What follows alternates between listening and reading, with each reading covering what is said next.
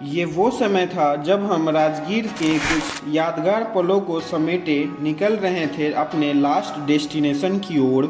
और जैसे जैसे हम आगे बढ़ रहे थे वो सब याद आ रहा था। कभी रोपवे की राइड, कभी पहाड़ पे बना शांति स्तूप, कभी छोटू सा वाटरफॉल, तो कभी रोड पे दौड़ते टमटम, जैन मंदिर का ढोलक, तो कभी स्वर्ण भंडार के किस्से। और मुझे पता था कि घर पहुंचने के बाद काफ़ी मैं मिस करने वाला हूँ इस प्लेस को।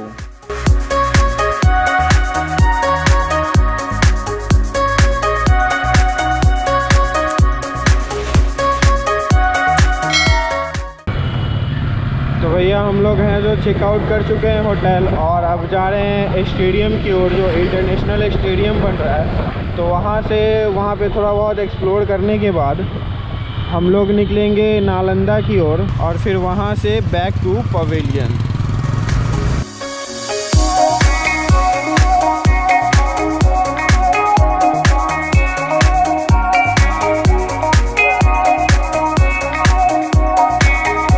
तो राजगीर क्रिकेट स्टेडियम का एक बार ये तस्वीर देख लो।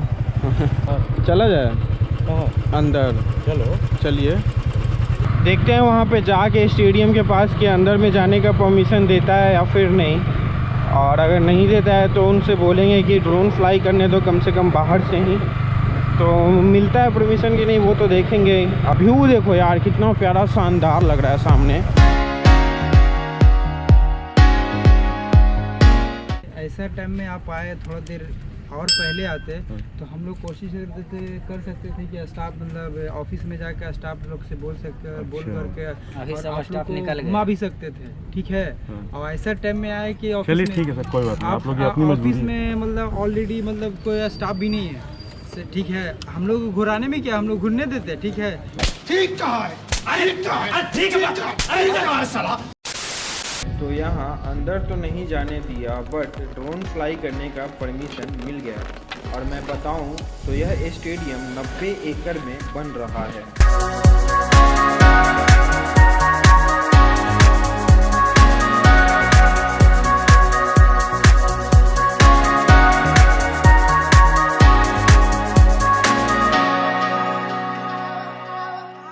हम लोग निकल रहे हैं यहाँ नालंदा क्रिकेट स्टेडियम से। तो यहाँ पे अंदर जाने को तो नहीं मिला, बट हम लोगों ने बात किया और पूछा कि क्या यहाँ से ड्रोन शॉट्स ले सकते हैं। तो वो किसी ऑफिसर को अंदर कॉल करके पूछा, और उन्होंने बोला कि हाँ यहाँ से ले सकते हो, बट अंदर नहीं जा सकते हो। तो वहाँ से तो जो ड्रोन शॉट्स फ्लाई किए वो आप देखे ही हो। तो अब हम लोग यहाँ से निकल रहे हैं नालंदा यूनिवर्सिटी जो पुराना वाला है, और ऑल्दोज नया वाला जो बन रहा था उसमें तो जाने को नहीं मिला। और मैं ज़्यादा रिकॉर्डिंग भी नहीं करूँगा गोप्रो से, क्योंकि अब मेरा जो कार्ड है वो हो चुका है फुल बिल, जो एकदम स्पेस नहीं है। अभी 20 मिनट का ही रिकॉर्डिंग बचा हुआ है।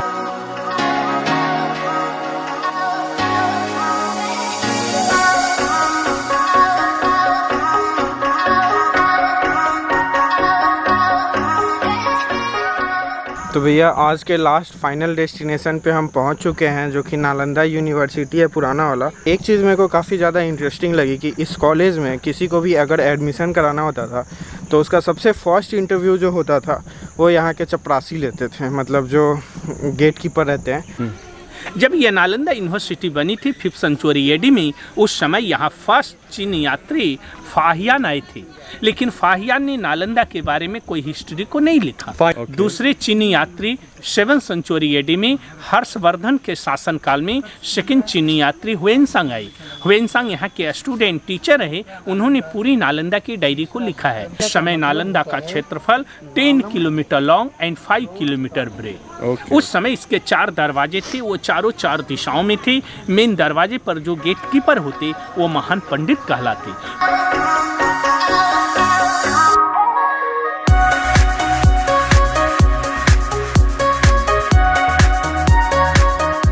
ये जो आप कमरे देख रहे हो ये यहाँ पे स्टूडेंट वगैरह रहते थे, और यहाँ से मतलब ये साउंड प्रूफ रूम हुआ करता था। और इस रूम का मतलब जो दीवार होता है वो इतना ज़्यादा चौड़ा था, 3 फुट से लेके 12 फुट तक चौड़ा था, जिस वजह से पूरा एकदम साउंड प्रूफ ये रूम हुआ करता था उस वक्त। और यहाँ पे अपना स्टूडेंट लोग कॉपी किताब रखते थे। यूनिवर्सिटी के हॉस्टल एरिया के छत पे हैं और पता नहीं ये सब क्या बनाया हुआ है।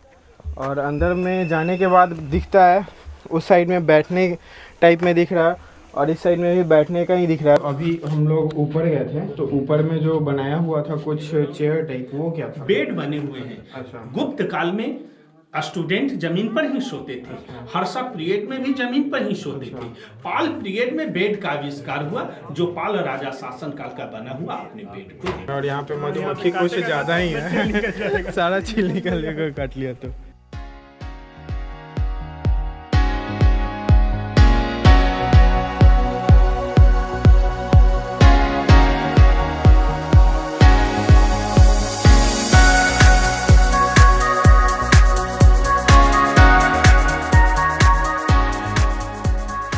अभी हम लोग नालंदा यूनिवर्सिटी घूम चुके हैं और अब हम लोग बढ़ रहे हैं टेंपल की ओर, जो मेन टेंपल है इस कॉलेज के अंदर में ही।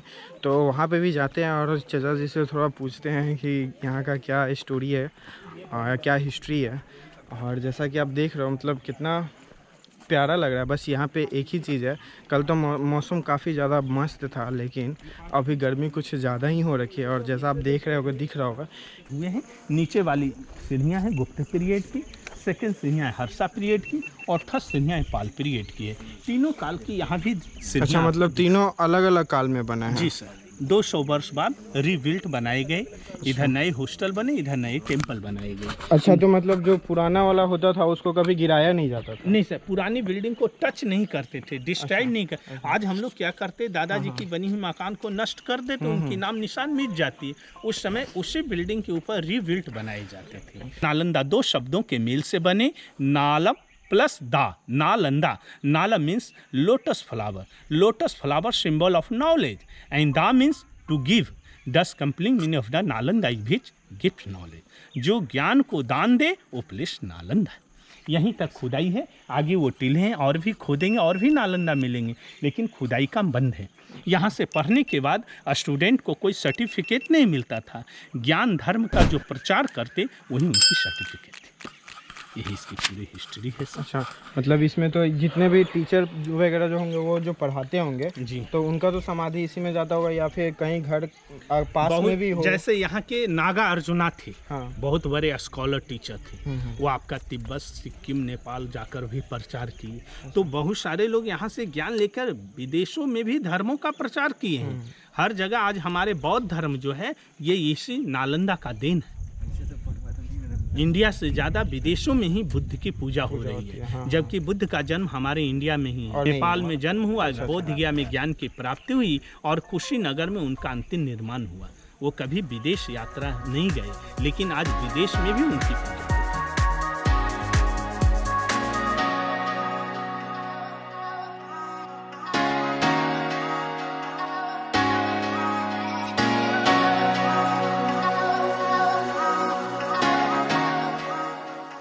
लगता है कि भैया लोग काफ़ी दूर निकल गए हैं और मतलब यहाँ पे थोड़ा आज मौसम सही नहीं है, गर्मी थोड़ा आज ज़्यादा बढ़ गया है। बट ऑल्दो जो अभी सब कुछ ठीक है और टाइम भी लगभग 4 बजने को है। और यहाँ से अब मैं उन लोगों को बोलूँगा कि जल्दी से निकलने के लिए, क्योंकि उन लोगों को पटना जाना है और मेरे को जाना है मुजफ्फरपुर। और मैं अगर टाइम पे नहीं पहुँचा पटना तो मुजफ्फरपुर पहुँचते पहुँचते ही 11-12 बज जाएगा, जो कि मैं नहीं चाहता हूँ। तो मिलते हैं किसी दूसरे वीडियो में, तब तक के लिए बाय बाय, जय हिंद, जय Bharat. How heavy is that? Light work with the bass on the track, on my face in the back like I'm taking a slap.